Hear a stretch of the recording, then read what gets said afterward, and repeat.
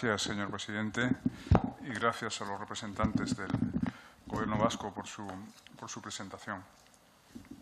Bueno, gracias y también felicitaciones en alguna medida, ya que los resultados de la política de innovación son, a decir verdad, pues muy impresionantes, ¿no? Se han referido ustedes a una inversión de 1,97% respecto al PIB del País Vasco en ciencia e innovación. Si tenemos en cuenta que el horizonte de inversión que se plantea el Pacto por la Ciencia que presentaba el ministro Pedro Duque esta primavera para España era de alcanzar el 0,75% del PIB antes de 2024 y el 1,25% en 2030, pues esto significaría que para 2030 el conjunto de España estaría solo en 2/3 de lo que el País Vasco está invirtiendo ya ahora en ciencia e innovación. Y bien, nosotros nos alegramos en lo que atañe al País Vasco, pero no podemos alegrarnos en lo que atañe al conjunto de España. Nuestro marco de referencia siempre será el conjunto de España y no esta o aquella región. No puede alegrarnos que una región se destaque tan artificialmente, digamos, porque aquí hay gato encerrado, y ahora iré a ello, por encima de las demás, ¿no? Mientras el resto sigue estancado. Y el gato encerrado al que me refería es, por supuesto, el sistema de financiación autonómica, en el caso del País Vasco, el concierto económico, que es muy ventajoso para el País Vasco y, por tanto, insolidario para el resto de las regiones. Esto es lo que permite al Gobierno vasco esas alegrías presupuestarias y lo que explica pues, un nivel de inversión tan envidiable.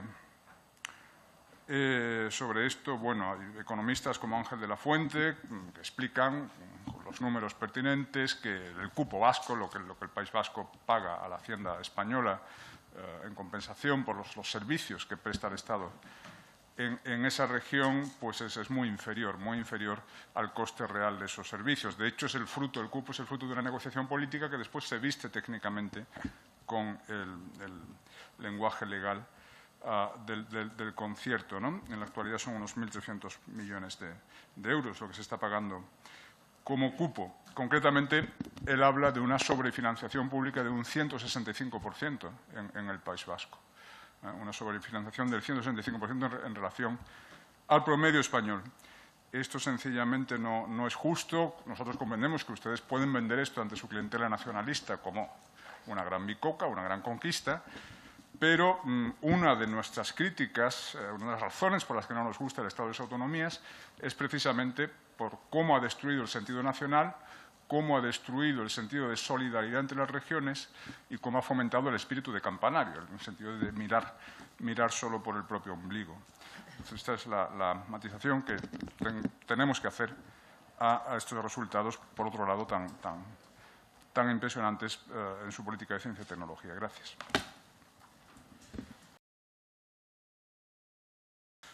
Gracias, señor presidente. Y gracias a la señora Camarero por esta exposición muy sugestiva, muy completa y muy didáctica de los problemas de nuestro sistema de innovación y ciencia.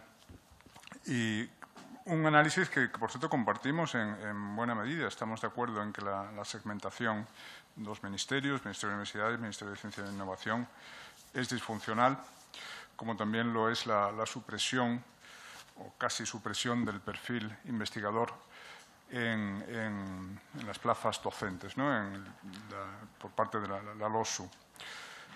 Lo que quería preguntarle es si le parece que las medidas que está tomando este Gobierno, la política universitaria y de investigación de este Gobierno avanza en la buena dirección, nos va a ayudar a mejorar o atenuar estos problemas o si los van a agravar, ¿no? Nosotros más bien pensamos lo segundo.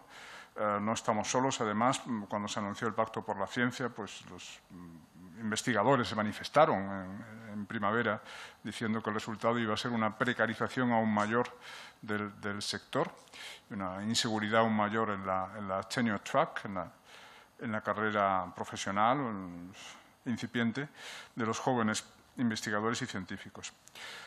Hay también un problema de financiación o de infrafinanciación. El Pacto por la Ciencia, lo comentamos antes, prevé unos objetivos de 0,75% del PIB dedicado a investigación para el año 2024 y 1,25% del PIB para el año 2030, cuando el promedio europeo está en torno a un 2%.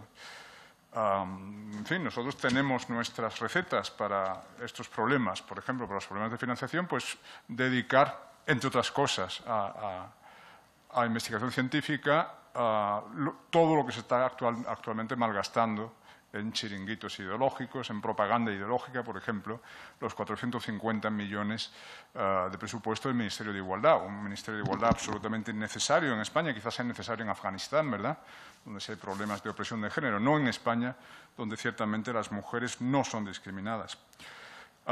Y el propio ministro Pedro Duque, cuando presentó el Pacto por la Ciencia, anunció más de lo mismo, o sea, más feminismo, más ideología como solución para los problemas de la ciencia en España. Él dijo concretamente, este pacto tendrá un efecto beneficioso para todo nuestro sistema de ciencia y en particular para las mujeres. Somos muy conscientes de la brecha de género, etcétera, etcétera. Y a continuación anunciaba 5 millones de ayudas para las mujeres investigadoras, 5 millones solo para mujeres. Bien, nosotros creo que somos el único partido que decimos con toda claridad que no queremos más mujeres investigadoras, queremos más y mejores investigadores, cualquiera que sea su sexo, sean hombres o mujeres, ¿no? Porque nos preocupa una tendencia que no se limita a España, se da un poco en todo Occidente, que es la tendencia a la destrucción de la meritocracia y su sustitución por la diversocracia. Ya no se busca a los mejores, a los más capaces, con independencia de su sexo, sino que se buscan ratios políticamente correctas de raza, sexo y orientación sexual en los estamentos más importantes, incluido el investigador. Sí, termino ya y gracias por su atención. Muchas gracias.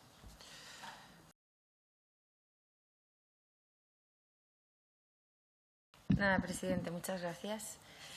Buenas tardes, señor Víctor Cruz, y muchísimas gracias por su participación en esta comisión. Ha sido una exposición muy interesante. Me gustaría decirle que desde nuestro grupo parlamentario llevamos tiempo siguiendo con interés el trabajo y las iniciativas de la asociación que usted representa. Y además este grupo comparte plenamente la necesidad de un pacto de Estado por la innovación, así como la mejora sustancial de los instrumentos, programas y, en general, el marco de incentivos, trámites y seguridad jurídica para la mejora de la evolución en investigación y desarrollo en nuestro país, como ustedes han proclamado en numerosas ocasiones. Como ha indicado ya, España es uno de los países donde, lamentablemente, se aprecia una mayor disminución en proporción de pymes que desarrollan algún tipo de innovación. En particular, según las últimas encuestas y datos publicados, el número de empresas españolas innovadoras disminuyó concretamente casi un 30%.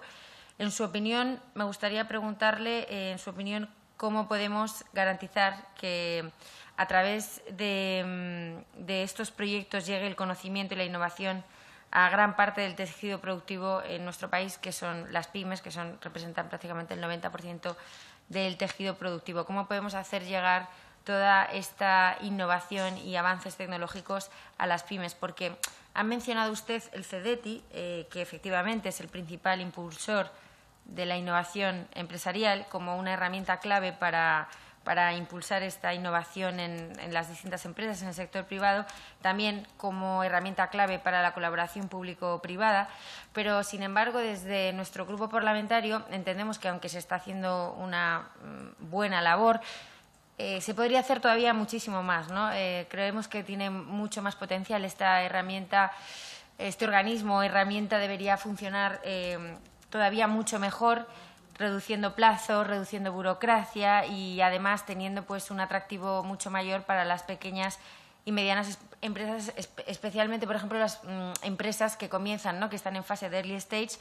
Creemos que deberían de tener mucha más cabida, ¿no?, en todo este ecosistema innovador, y para ello el CEDETI es fundamental y creemos que debería de mejorar sus políticas. Y a usted, como experto en el tema, me gustaría preguntarle cómo cree que podemos mejorar la misión de este organismo y su papel, no solo incluso en la colaboración público-privada, sino también en lo que es todo el tema de transferencia del conocimiento del sector público al privado, que al final el CEDETI ahí también podría hacer mucho más de lo que está haciendo.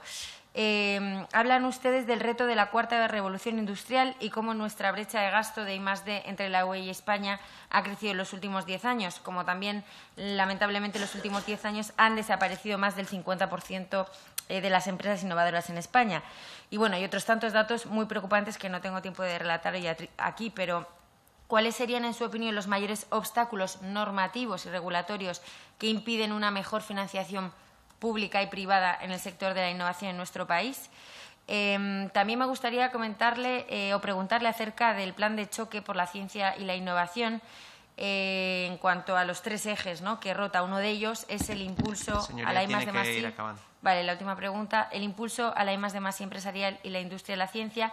Bueno, pues tras más de un año, si disponen de ustedes de algún tipo de balance en la aplicación de dicho plan. Muchísimas gracias.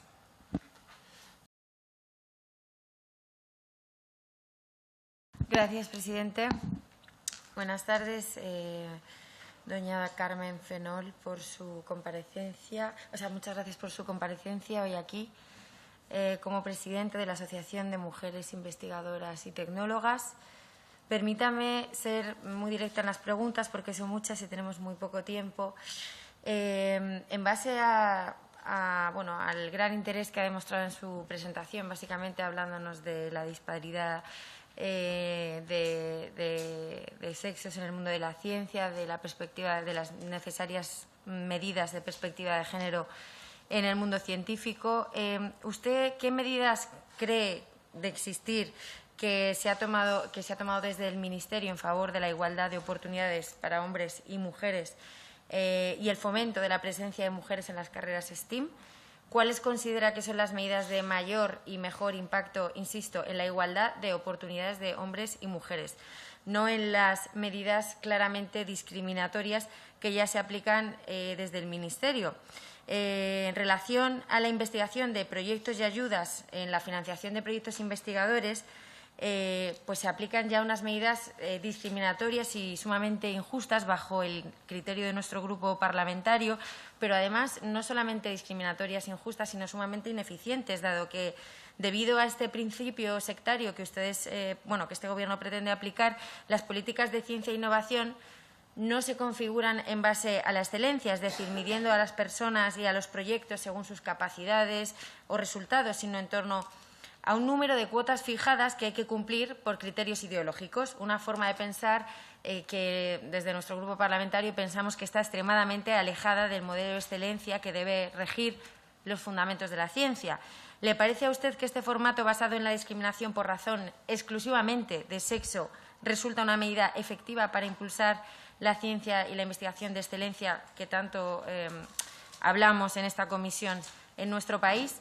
Teniendo en cuenta, además, que estamos en un país como es España y no en Afganistán, donde sí hay una opresión real y obvia hacia las mujeres y en donde sí que tienen esas dificultades por parte del Estado, del Gobierno, para estudiar lo que quieren o para desempeñar la misión de vida, a lo mejor que esas mujeres quieran llevar a cabo. Me gustaría hacerle una pregunta. ¿Quién preferiría usted que le operara? ¿Una persona cirujana que hubiera aprobado los máximos estándares profesionales o una persona cirujana que hubiera accedido a su plaza en el hospital por tener que cumplir una cuota de género? Y apagar el fuego de su casa, ¿quién le gustaría que lo apagara? Si está su casa en llamas y sus hijos dentro. ¿Un profesional bombero con la máxima exigencia física e intelectual, o alguien por una cuota y menores exigencias porque hay que adaptarlos porque es de un sexo inferior, que es la mujer, según ustedes, obviamente? Señorías, el debate de la discriminación no se supera discriminando. ¿Considera que la mujer entonces debe ser objeto de privilegios? Tiene que acabar, señoría. Ya termino. Frente a un científico hombre por el mero hecho de ser mujer. Es decir, ¿considera que las mujeres no saben lo que quieren estudiar o no son suficientemente inteligentes para saber lo que quieren estudiar o para decidir si quieren continuar con su carrera científica o no, y por tanto debe ser el Estado el que las imponga lo que debe estudiar? Y ya para terminar, señoría, me gustaría tiene que acabar. Una última pregunta, simplemente decirle si conoce que ya termino. No, la paradoja escandinava, señoría, si conoce la paradoja no tiene la palabra. escandinava. No tiene la palabra, señoría. Pero no tiene la palabra. Vale, muchas gracias.